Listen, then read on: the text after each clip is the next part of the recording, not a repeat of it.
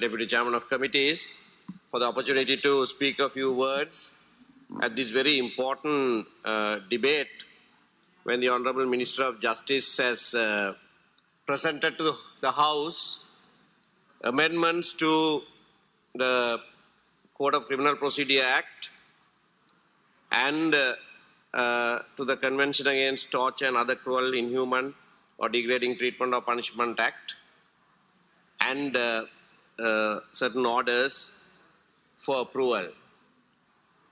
I must thank the Honorable Minister for remaining in the House after presenting these bills and listening to the various comments that are being made on this matter. The matters that have been placed before the House are very, very important and serious in nature. What we see in the amending act, in both the amending bills, we welcome, because it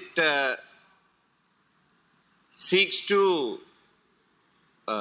make it obligatory on magistrates to visit police stations, and if I heard the Honorable Minister right, not just the police stations but also other detention centers, and examine and see whether the detainees are properly treated, particularly with a view to ensuring that there is no torture or other cruel, inhuman or degrading treatment meted out to them. So, on paper, it's a good move. But one wonders why this window dressing is being made now. If any of us who are aware of the actual situation with regard to torture in this country would wonder why this amendment is being placed today. So much for shouting from the rooftops that we are protecting our sovereignty, we are not bowing down to international pressure and all of that. But all of these facades are being built, and I don't know who you are trying to fool. The Convention Against Torture and Other Cruel, Inhuman, Degrading Treatment or Punishment Act was passed in 1994. And we have various researches that have been made with regard to the efficacy of this act. 26 years of this act has seen just 9 convictions, 6 of which are under appeal. Very recent research publication by Law and Society Trust says that there were only 47 prosecutions. Only 47 prosecutions. Less than 0.1 of the complaints that are made. And one knows that even the complaints are only about 10-20% of the actual happenings. For various fears of reprisals, of further mistreatment, of family members being put in jeopardy, all of those, and only about 10-20% actually make the complaint. And I just worked out the figures. This act in operation has been a dismal failure. The calculation, a very generous calculation, will show that only 0.06% of the complaints result in any conviction. Now, how is that to be compared with Article 11 of the Constitution? Article 11 of the Constitution and Article 10 of the Constitution are two provisions that can't be abridged, that can't be restricted. Not by law, not by anything. But we have a situation in this country, time and again, we have judgments from the Supreme Court finding police officers guilty of torture. There are judgments written. Honorable Minister of Justice, being a lawyer, knows that very well. Every volume, every single volume of law reports have judgments of the Supreme Court finding police officers guilty of the most inhuman methods of torture. But they are not brought before court. You have this act to show people around the world that torture is an offense. Today you are even enhancing the fine. What for? You don't prosecute them. Why did you waste this paper? Put it before Parliament. You don't prosecute them. This is to show others. That's why I called it a window dressing. Already, over 100 years, the prison ordinance requires the magistrates to visit the prisons. Do they do that? When did the last time a magistrate visited a prison? I'm asking this question from the Honorable Minister because you may put it here, making it obligatory, that's salutary. How are you going to enforce this? How are you going to enforce a magistrate to visit police stations and other detention centers? Is there a mechanism here to do that? No. There's no mechanism. You already have for 100 years. I have known one or two magistrates, conscientious, have gone and visited prisons, but they don't do monthly, they must do that. They don't do that. And everyone knows that. No mechanism to enforce that. But even if you have a mechanism to enforce that, if the magistrates are not conscientious enough to do what the law has required them to do, can you by force have them do that? No, you can't. Once a special rapporteur of the UN on torture, remember his name very well, Manfred Novak, came and visited places of detention. He was an expert in the field. You must read his report.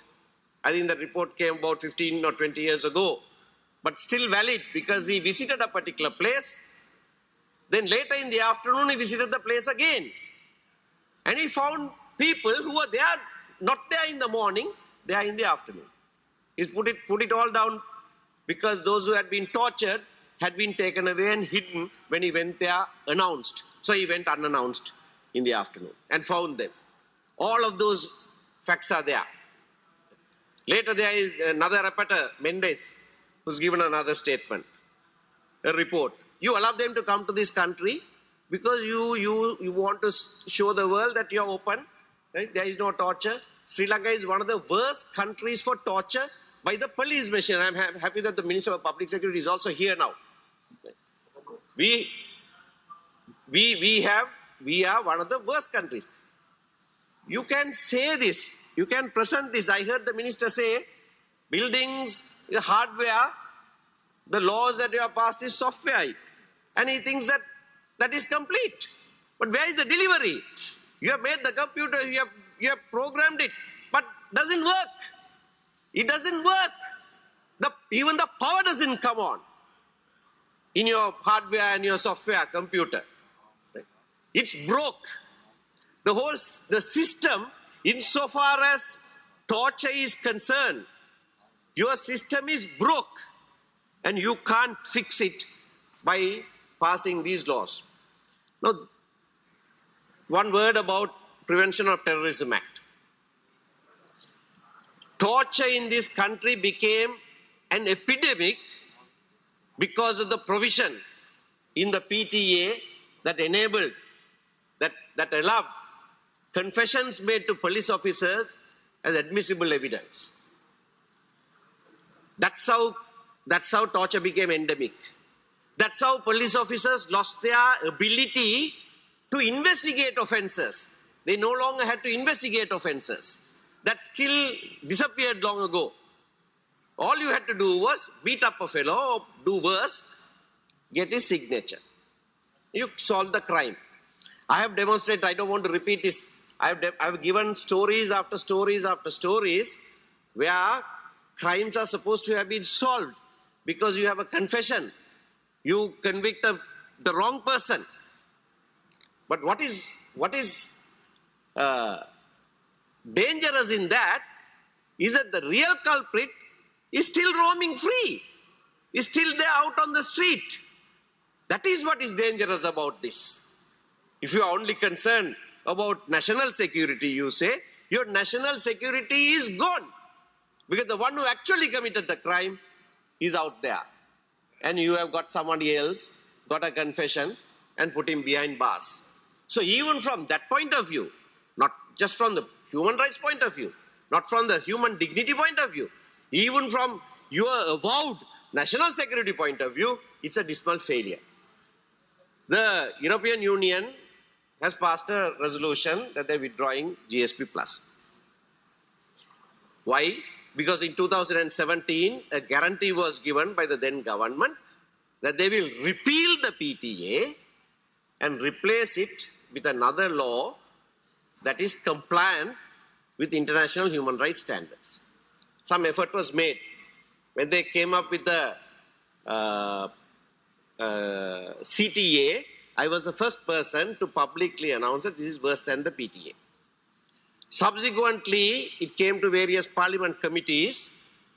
EU representatives also came to see whether it was compliant. And we worked on it, and various amendments were brought in.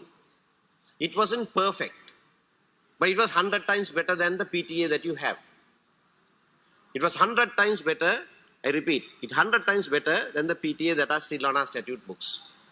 But it wasn't passed, unfortunately, because several of our civil society people thought we must only have a perfect law.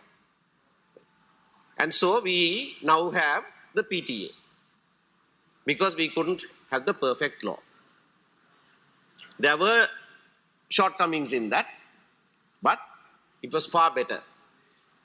Honorable Lakshman Kiriella mentions certain matters. Confessions cannot be admissible. In our country, in this culture, confessions made to a police officer cannot be admissible. Preventive detention cannot be permitted except for a very short period of time and with judicial supervision. There are numerous issues with regard to the PTA. Honorable Minister, I can tell you very responsibly, you can't amend the PTA. You have to repeal the PTA. The whole basis, the foundation of that law is flawed. I have said this several times. It was brought just for 6 months. It still bears that name, Temporary Provisions Act, brought in 1979. You have to repeal it. We also agree that all the countries in the world have laws to deal with terrorism. We don't say no to that. We don't say no to that. But that must be done without, I agree with you, there has to be a balance. Right? But that balance has to be struck properly. You can't have Article 11 in our Constitution and then allow even one person to be tortured. I agree with you on that. It's not the numbers. But you did speak about numbers, about the disappeared. And I heard you say that people are making allegations that thousands of people have gone missing. People are not making allegations. Your own government appointed commissions have said so. Leave aside what we say. Your own commission, Paranagama Commission, says more than 20,000 people. What have you got to say about that? Your own commission, Udalagama Commission, says, with regard to just the two matters that they inquired into, the 17 aid workers in Mudur and the 5 students in Trincomalee. Honorable Member, you have 2 more minutes. How many? 2 more minutes. Thank you. They have said that. Your own commission, all these 3 commissions, LLRC, all those 3 commissions are appointed by President Mahinda Rajapaksa, has said that persons who were surrendered to the security forces at the end of the war have gone missing. They've given the number 3,000 odd. They have given the number. Your own commission. We had nothing to do with those commissions. When your own commissions have said tens of thousands of people have gone missing and not one has been traced so far, not one has been prosecuted for that, what's the point in saying people are saying? You have said it. You have admitted to it. Why can't you investigate one case? 11 young people were abducted by personnel of the Navy in Colombo, not because they were involved in anything, but for ransom. Senior naval officers were involved in that. You interfere in that. You go after investigative officers in that case.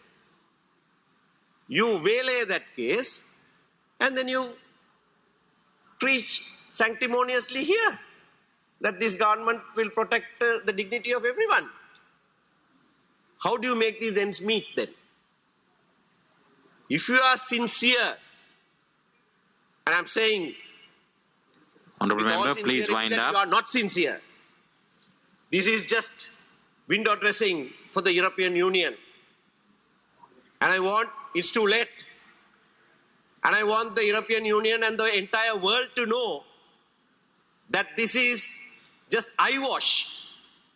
A very weak and feeble attempt by this government to try to show that you are international human rights compliant.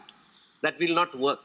Unless you make a genuine turn, you will not succeed in this false effort of yours. Thank you. Thank you.